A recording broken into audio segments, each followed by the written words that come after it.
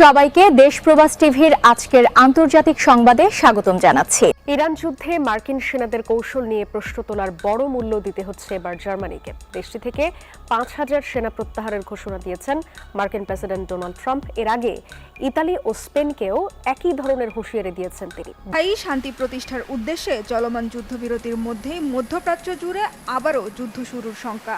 যুক্তরাষ্ট্র যে কোনো সময় আবারও ইরানে হামলা শুরু করতে পারে বলে জানিয়েছে এক মার্কিন সিনেটর। একই সতর্কবার্তা দিয়েছেন ইরানের প্রেসিডেন্ট মাসুদ পেজেশকিয়ানও। তবে কি শেষ পর্যন্ত যুদ্ধবিরতি ভেঙে শুরু হতে যাচ্ছে যুদ্ধ? কূটনীতির পথ ছেড়ে আবারও কি সামরিক লড়াই শুরু করবে মার্কিন ও ইরানি সেনারা? ইরানে আবারও হামলা শুরুর প্রস্তুতি নিতেই কি যুদ্ধবিরতির ঘোষণা দিয়েছিলেন ডোনাল্ড ট্রাম্প? ইরানের বিরুদ্ধে নতুন করে সামরিক পদক্ষেপ নেয়ার সম্ভাব্য পরিকল্পনা নিয়ে প্রেসিডেন্ট ডোনাল্ড ট্রাম্পের সঙ্গে উচ্চ পর্যায়ের এক বৈঠক করেছে মার্কিন সামরিক বাহিনী। ৪৫ মিনিটের ব্রিফিংয়ে ট্রাম্পকে হালনাগাদ কৌশলগত পরিকল্পনাগুলো জানানো হয়েছে।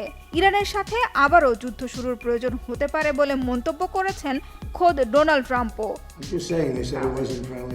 ইসরায়েলের প্রতিরক্ষা মন্ত্রী ইসরায়েল কাৎজও ইরানে হামলা শুরুর ইঙ্গিত দিয়েছেন।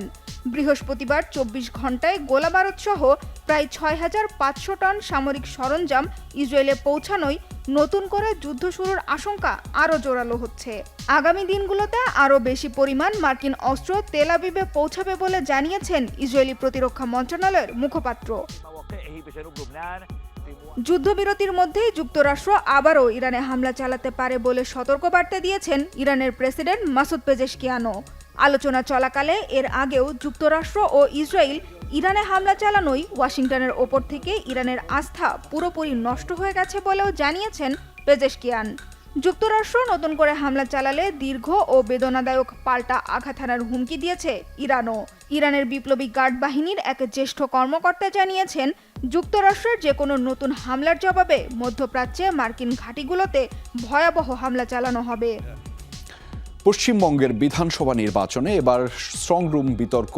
তৃণমূল কংগ্রেসের কারচুপির অভিযোগে বৃহস্পতিবার রাতভর বিভিন্ন কেন্দ্রে ছড়ায় উত্তেজনা। রাখুন, রাতের বেলায় নিজেরা থাকুন, পাহারা দিন। আমি যদি পাহারা দিতে পারি, আপনারাও পাহারা দিতে পারেন। বৃহস্পতিবার বিকালে আকস্মিক ভিডিও বার্তা তৃণমূল কংগ্রেস নেত্রী মমতা ব্যানার্জির। ইভিএমে কারচুপির সংখ্যা প্রকাশ করে নিজ দলের কর্মীদের স্ট্রংরুম পাহারার নির্দেশ দেন তিনি।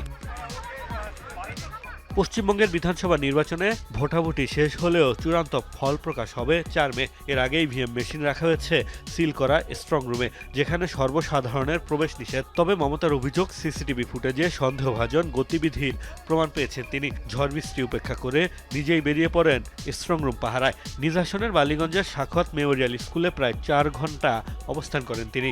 এ সময় তার সাথে ছিলেন রাজ্যমন্ত্রী ফিরহাদ হাকিমও।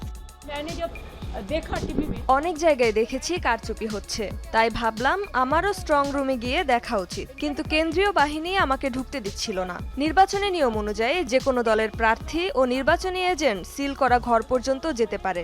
ইভিএম মেশিনে যদি চুরি করার চেষ্টা করা হয়, তাহলে এর বিরুদ্ধে আমরা শেষ পর্যন্ত লড়াই করব।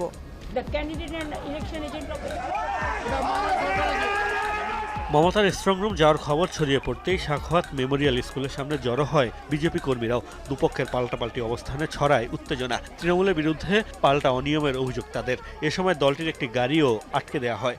ও ভোট চুরি কা ন্যারেটিভ বানাতে হ্যাঁ। মুখ্যমন্ত্রী এখানে ভোট লুট করতে এসেছিলেন। আমাদের কর্মীদের মারধর করা হয়েছে। যারা ভোট লুট করে তারাই ভোট চুরির গল্প তৈরি করছে। পুলিশ মুখ দর্শক কিউ। এদিকে ক্ষুদিরাম অনুশীলন কেন্দ্রেও অনিয়মের অভিযোগ তোলেন তৃণমূল প্রার্থীরা। কেন্দ্রের সামনেই অবস্থান নেন মমতার দলের দুই প্রার্থী কুণাল ঘোষ ও শশী পাজা। পরে পাল্টা কর্মসূচিতে হাজির হন বিজেপির দুই প্রার্থী তাপস রায় ও সন্তোষ পাঠকও। উত্তেজনা ছড়ালে পুলিশের হস্তক্ষেপে শান্ত হয় পরিস্থিতি। বিজেপি নেতাদের দাবি, হার নিশ্চিত জেনেই এসব অভিযোগ তুলে নির্বাচনকে প্রশ্নবিদ্ধ করতে চাই। মধ্যপ্রাচ্যে চলমান উত্তেজনার মধ্যেই সামনে এসেছে চাঞ্চল্যকর তথ্য।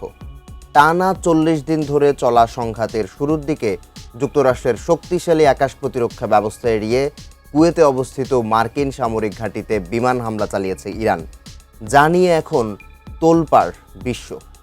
কিন্তু মার্কিন রাডার ফাঁকি দিয়ে কিভাবে এই অসাধ্য সাধন করল তেহরান?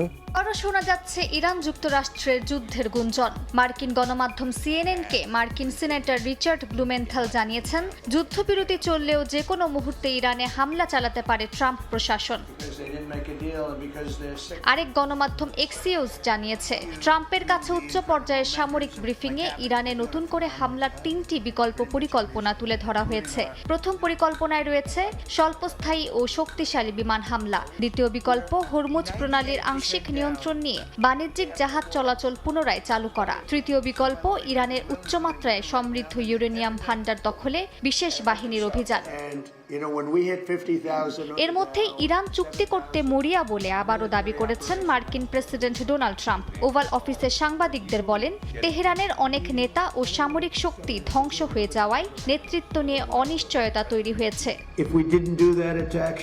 ইরানের নৌবাহিনী ধ্বংস হয়েছে, তাদের বিমান বাহিনী নেই, প্রায় সব ধরনের সামরিক সরঞ্জামই ধ্বংস হয়ে গেছে। তাদের ড্রোন কারখানায় প্রায় 82% অচল হয়ে গেছে এবং ক্ষেপণাস্ত্র কারখানার প্রায় 90% ধ্বংস হয়েছে।